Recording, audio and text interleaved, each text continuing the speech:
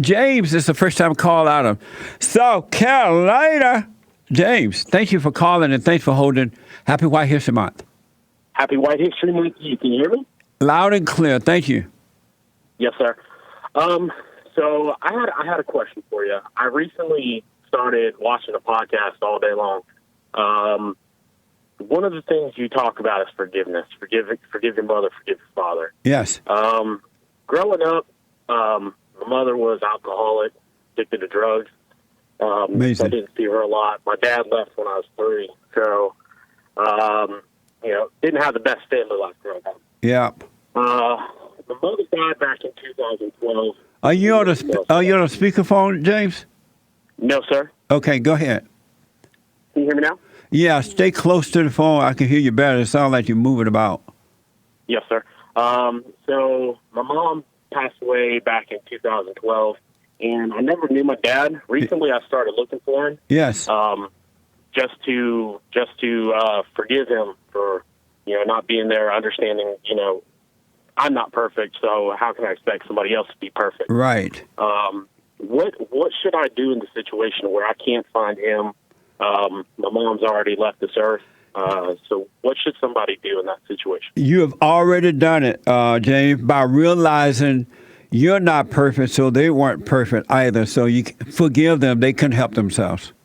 You've already done it. Yes, sir. That's all you need to do, and God will forgive you, and life will be amazing. Are you doing my silent prayer? I just started. I didn't come to the cross till I was 29. You didn't come where? To the cross. Where's the cross? The spiritual cross. Had the moment where I really changed myself. So you have no anger? That's the part I'm working on. So you haven't. Now that I've been listening to you, I'm really understanding how much farther I have to go. Yeah, you have not changed yourself, and you can't change yourself. And there's no such thing as coming to the cross. It's come to God, come to Jesus. Yes, sir. So, how old are you, James? I'm 29. Oh, yeah, you're a young man. Are you married? I am, yes, sir. You have kids? I have one, a 6-year-old little boy. And how long have you been married? We've been together for 12 years, married for 4 or 5. So you were living with her before you married her? Yes, sir. And why did you do that if you came to the cross already? I didn't know better. We were 18 at the time. Why did you marry her? She's a really good mother. But was she a really mother before you married her? No. Why did you marry her before she became a mother?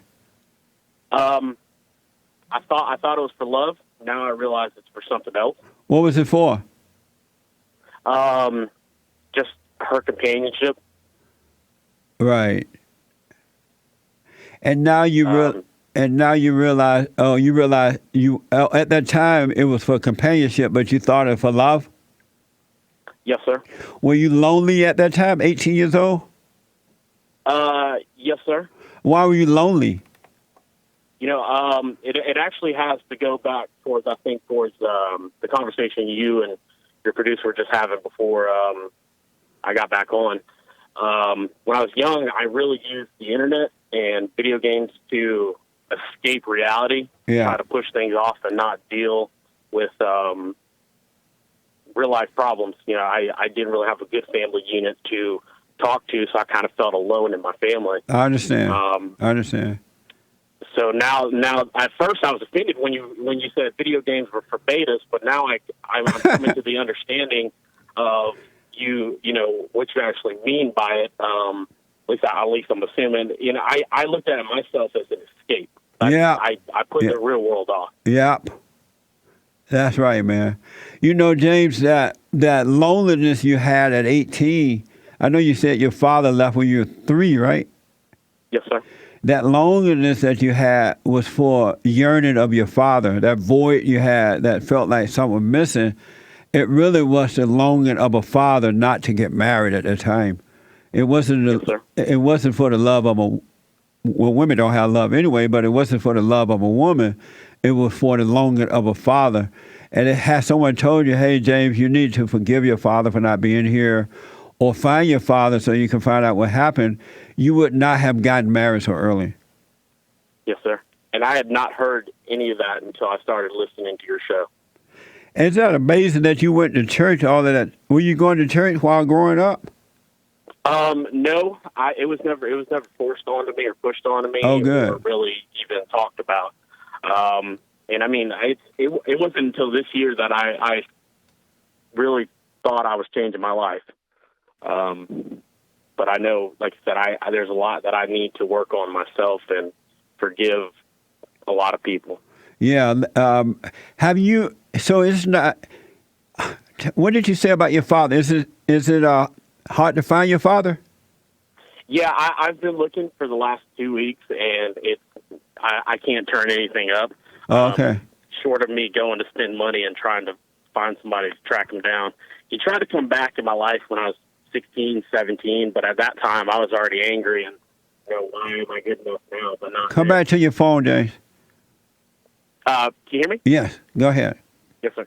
So when I was 16 or 17, somewhere, my late teens, he tried to come back into my life, but Amazing. it kind of felt like, why am I good enough now when I wasn't good enough then?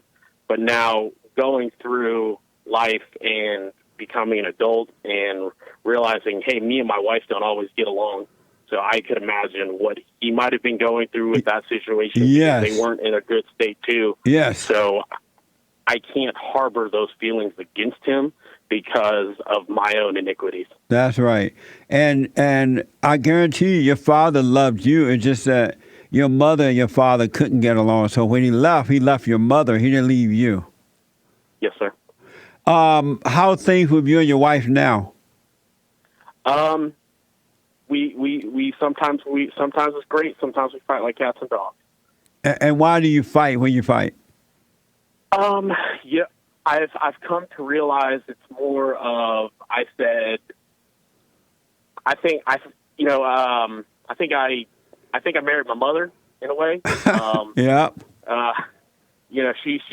I put more responsibility on her than accepting them for myself. Yeah.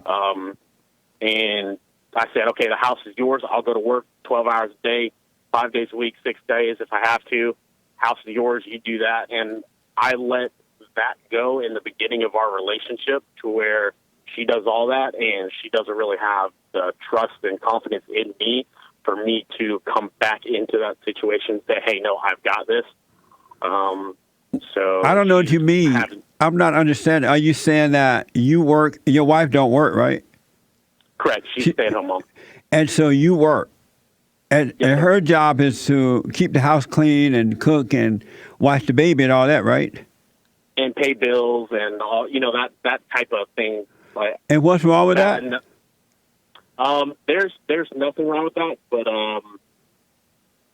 because I mean, I just feel it's more her house, not our house, that type thing. But the wife should take care of the house. It's your house, and you should be our provider, especially if you have a baby, and she need to be there with the baby. The wife is the vice president, and the vice president should take care of the house. And so I don't see why you have an issue with that. Oh, no.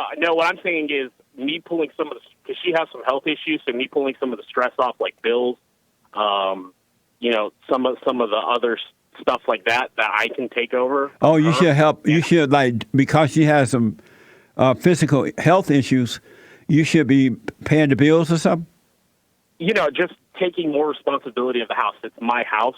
So it's my family, so I need to make sure. I didn't do a good job when I was younger, right, stepping up into that man right. role, because I never really had. I say that's the reason why, because I never had that role model. But, we need to grow with no excuses.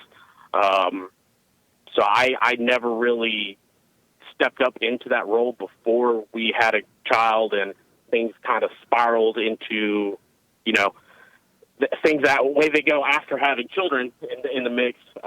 So now it's hard for her to relinquish some of the control that she actually has. Oh, I see. Well, just relax. It'll work itself out. Yes, sir. Yeah. So your mother family don't know your father's family at all? Anyone in your father's family? From what I've asked, no. He wasn't a good person. The whole drugs and alcohol thing that my mother was tied into, so there was no contact whatsoever. My grandparents adopted me. Okay.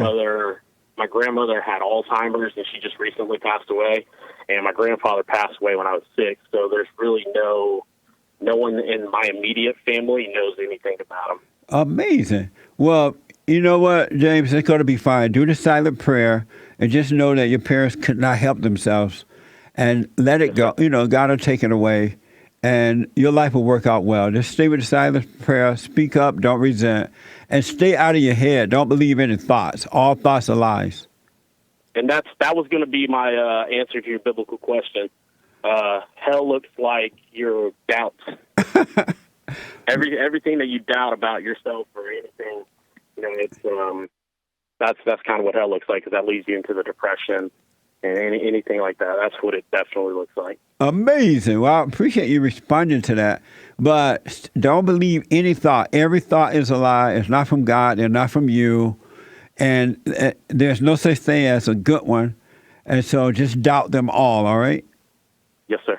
And James, don't worry about your father now. If it's meant to be, it will happen. You'll find him. It'll happen. Yes, sir. Do the silent prayer. Does your wife resent you? Yeah, I think a little bit. Amazing. Well, wherever you did wrong in the relationship, just apologize. Hey, I'm sorry. I didn't know what I was doing at the time. And if she get mad, let her argue by herself. Don't argue. Never, ever, ever, ever, ever, never, Mama Mia, argue with a woman. Yes, sir. Never. She take your life away from you. Yes, sir. You speak up. You be honest. Hey, this situation is like this. And if you want to argue with her, let her argue by herself. Walk away. Yes, sir. All right? Yes, sir. I wish you well, James. Thank you, sir. I wish the same for you. And call me again, all right? Yes, sir. I really appreciate your show and everything you're doing. There's a lot that I'm learning now and listening to callers and going back on old videos and YouTube and learning and listening. And it's nothing like it is out there. Right on. Well, God is drawing you unto him. That's why he has your attention. He's drawing you back to him, so you'll be fine. Yes, sir. All right? All right. Thank you, Jesse. God bless and happy White History Month. Happy White History Month, buddy. Thank you so much. Appreciate it. All right, buddy. Bye.